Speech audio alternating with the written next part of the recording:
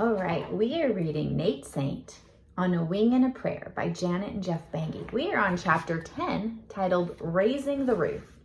Nate and his older sister Rachel had a lot to catch up on when she came to visit in mid-1951. Of course, the first thing Rachel wanted to do was see her new nephew, Steve, born to Marge and Nate in January of 1951. Steve was a happy, bouncy boy, and he took an instant shine to his Aunt Rachel. As Rachel and Nate sat together in the evenings and sipped coffee or lemonade and watched Mount Sangay's crater glowing in the distance, Nate told her all about his emergency fuel tank device and his bucket drop technique. Rachel laughed as she listened.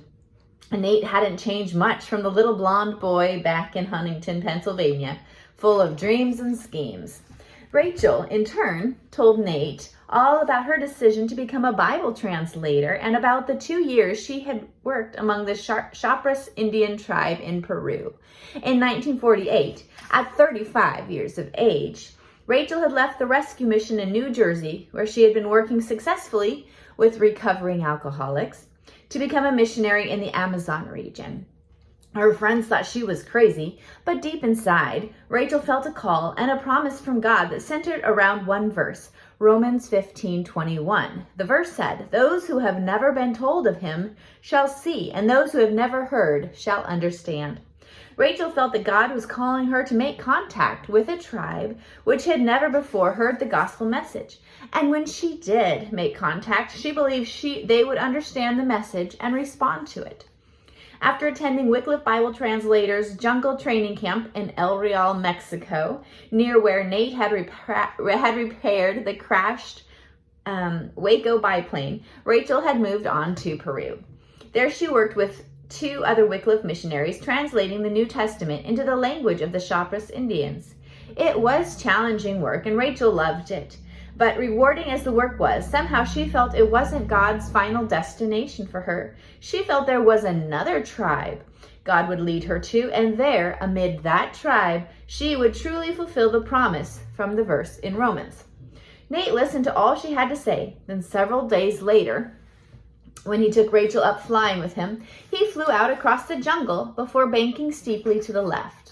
As the plane turned, he motioned with his head in the direction of a ridge about 10 miles away off the right side of the plane.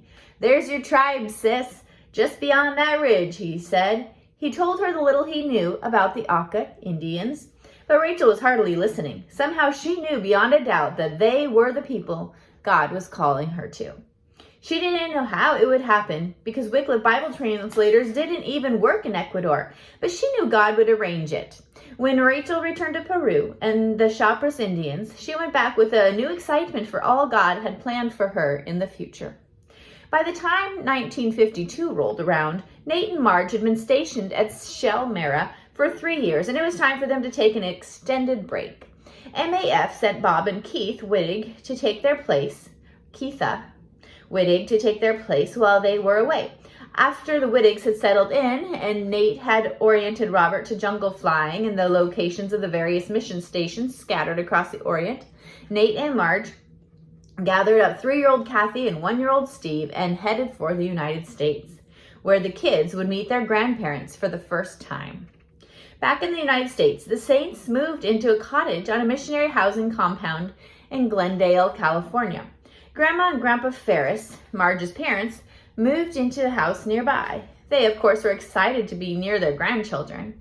Having Marge's parents close by worked out well for Nate and Marge, who were able to speak in churches or meet with MAF officials and know their children were well taken care of by their grandparents. It was also a great arrangement for the children, who were treated to many ice cream treats by their grandparents.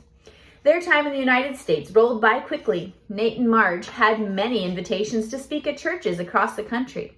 Many people had heard stories of the savage tribes of the Amazon region, and they wanted to hear more about the region firsthand from frontier missionaries working there. Whenever the Saints spoke at a church, they made it a point to speak in the Sunday school as well.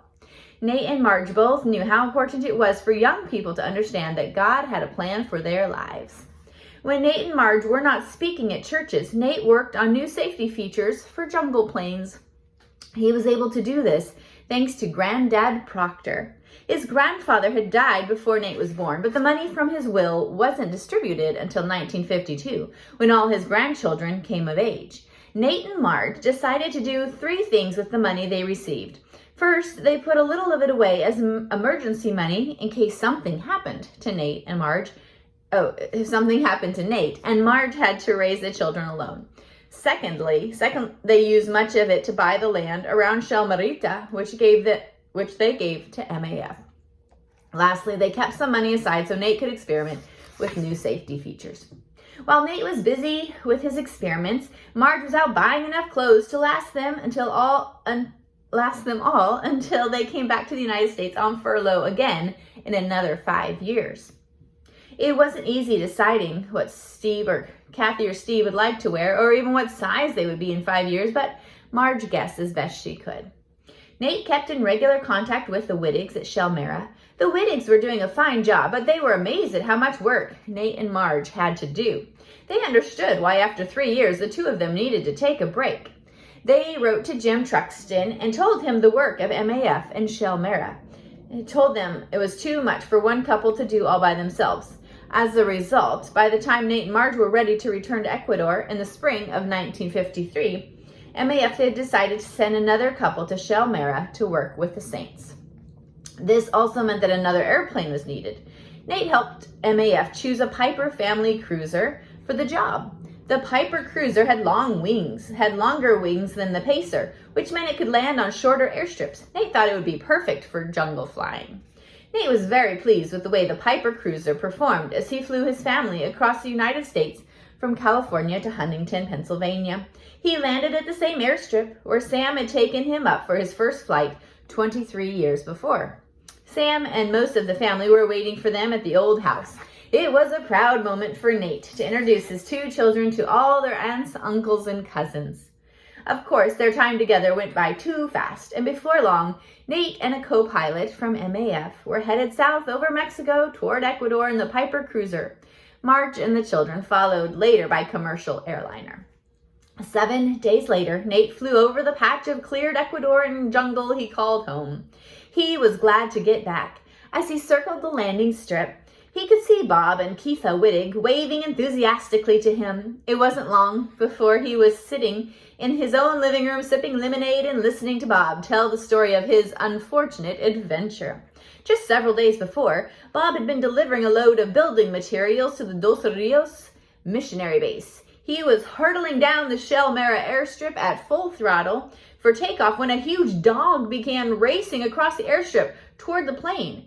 Bob could see it getting closer and closer, so he pulled on the control wheel and tried to get the plane off the ground. He didn't have quite enough speed, so the plane responded slowly. Bob heard a sickening thud, and he knew the dog had hit the plane. He managed to get the plane into the air and then began to scramble for what to do next. Nate leaned forward, waiting to hear what happened next.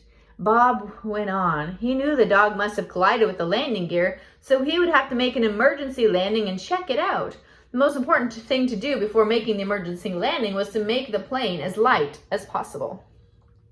The building materials for Dos Rios would have to go. Bob banked to the right of the airstrip, and while keeping one hand on the control wheel, he managed to maneuver the kitchen sink to the plane's doorway, where he shoved it out. Next went 2 sacks of cement, several boxes of groceries, and a 15-gallon can of kerosene. Thankfully, he had taken the door off the plane before he left, making one less obstacle to overcome in ditching his cargo. Nate nodded in understanding. Bob had done just what he would have done under the circumstances. "How was the landing?" he asked. Bob explained how he brought the Piper Pacer around for a landing. He slowed it down as much as possible as he approached the end of the runway. The undercarriage of a plane is very strong and built to handle landing on rough surfaces if need be, so Bob figured a collision with a dog probably hadn't done much damage. As he approached the end of the runway, though, he realized he must have figured wrong. His wife and a number of students from the Berean Bible Institute were pointing furiously at the right side of his landing gear. Bob knew something was wrong with it, and he worked his controls gently to make sure he got the left wheel of the plane down first. The left wheel ran along the runway, and Bob waited for the right wheel to connect with the ground. It didn't. The Piper pacer just got lower on the right side until the end of the wing clipped the ground and dragged along the runway. Before coming to a halt, the whole plane skewed sideways in a shower of sparks from the wing rubbing on the ground. Fortunately, Bob was not hurt, which is more than could be said for the plane. The collision had ripped the right landing gear completely off, and the crash landing had bent the propeller and torn up the end of the right wing, but it was all fixable, and the Piper pacer would fly over the jungle again. Nate was soon in the hangar inspecting the damage. The pacer would take a bit of fixing, but compared to the Waco biplane repair job in Mexico, this job would be simple and straightforward. Nate had all the equipment he needed and the correct blueprints for the pacer. Fortunately, MAF now had 2 planes based at Shellmera, so the pilots wouldn't be out of action while the plane was being fixed, and missionaries wouldn't have to resort to walking the jungle trails to get where they wanted to go, as they'd had to do after Nate crashed the Stinson in Quito. A couple of weeks later, Marge and the children finally arrived back at Shellmera, and the Wittigs returned to the United States. Soon, life for the Saints was busier than ever. While back in the United States, Nate had drawn up plans to enlarge the house. It was too small for the number of visitors who flowed through, and Marge needed a separate radio room. The plans called for pushing out both ends of the house and raising the roof for a second story. This would give the home 11 bedrooms, which sounds like a lot of rooms, but it wasn't long after the renovations were complete that the bedrooms were often filled with missionaries and their guests who stayed over on their way in and out of their jungle stations or came to Shellmera to visit the doctor. Sometimes the rooms housed children on their way home from boarding school in Quito. Besides enlarging his own house, Nate had to build a house for the second couple that MAF was sending to join them.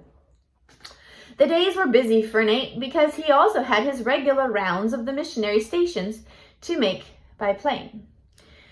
But since his furlough in the United States, he had a lot more energy, and he worked away quickly and happily. Still, he was glad when the Keenans finally arrived at Shellmera to help with the work.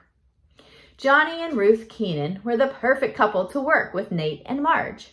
They were hard workers, and they could see what needed to be done without being told. They had twin boys who were 5 years old, a year older than Kathy Saint. Ruth homeschooled her 2 boys and Kathy. She also had all the guests who stayed at Shellmerita over for 1 meal a day so that Marge didn't have to cook as often and was able to spend time alone with her family. Ruth also helped with buying and packaging the groceries for the various mission stations. Marge took her to the store at Shellmera, where a Chickasaw Indian woman stocked the shelves from a once-a-week trip to the market at Ambato. It was best to visit the store the day after the woman's trip to Ambato to ensure the vegetables were as fresh as they could be. Otherwise, by the end of the week, everything in the store was a little wilted. With her supplies in hand, Marge and Ruth looked at the list showing the number of people at each mission station, plus any guests they were expecting, and figured out how much fruit and vegetables, flour, rice, oil, and milk powder they would need. On the dining room table in Marge's kitchen, they would separate the food into family lots and label and weigh each box for Nate to load up and deliver the next day.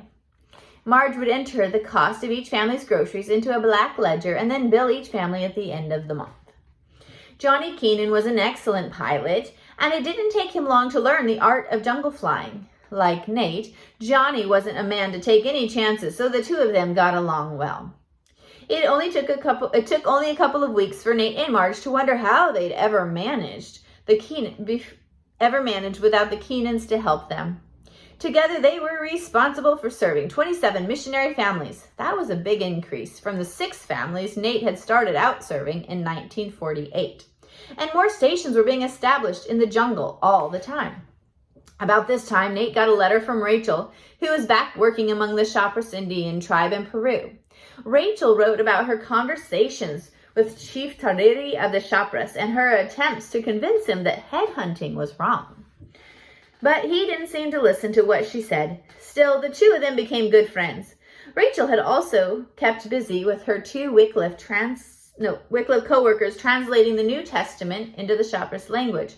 In the letter, she also told Nate that she couldn't shake the feeling that the Aucas were the group God had singled out for her to work with, although she didn't know how this would come about. In the meantime, she continued to trust God.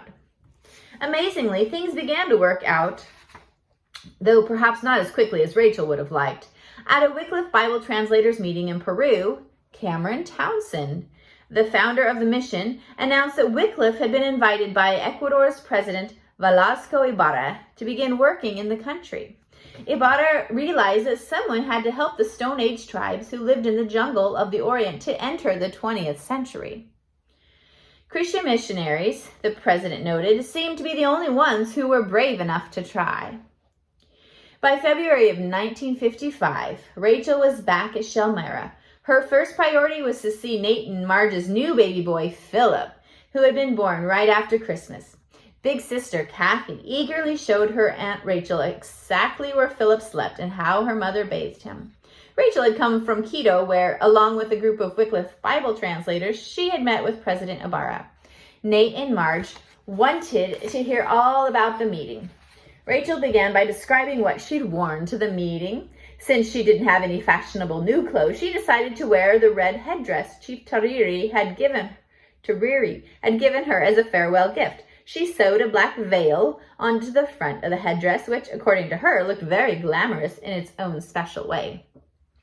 Nate smiled to himself. The sight of his stocky, middle-aged older sister in an Indian headdress with a veil at an official function was something he would have loved to have seen. Anyway, Rachel's hat had caught the president's attention, and he stopped to talk to her. He asked her where she was going to work. Among the Aucas, she had told him. Stunned by her response, President Ibarra had replied, "You are going to work with the Aucas? When I flew over their territory a while back, they threw spears at my plane. No white person has ever been able to live among them. Are you sure you really want to try?"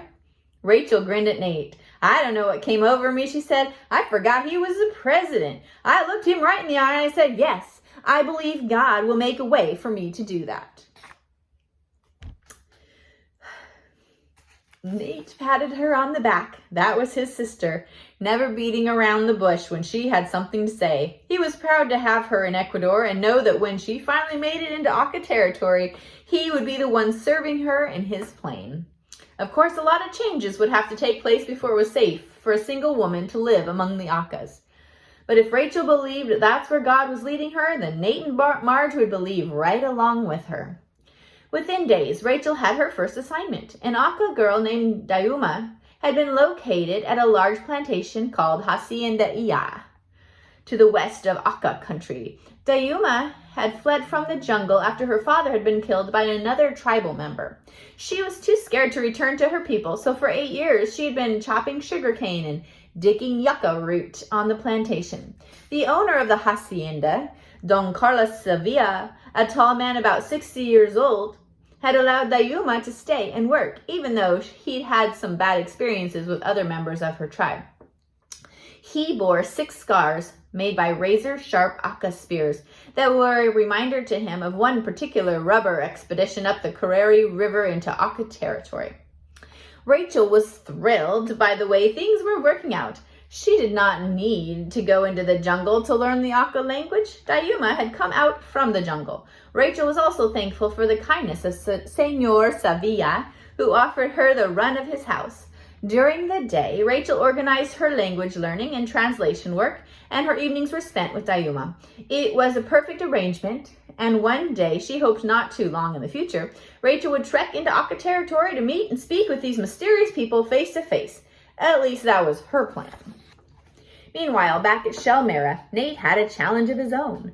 A missionary couple were planning to move into the abandoned Shell oil exploration base at Arajuno, and Nate had offered to help them get set up there. It would also be the closest he'd ever been to Auca territory.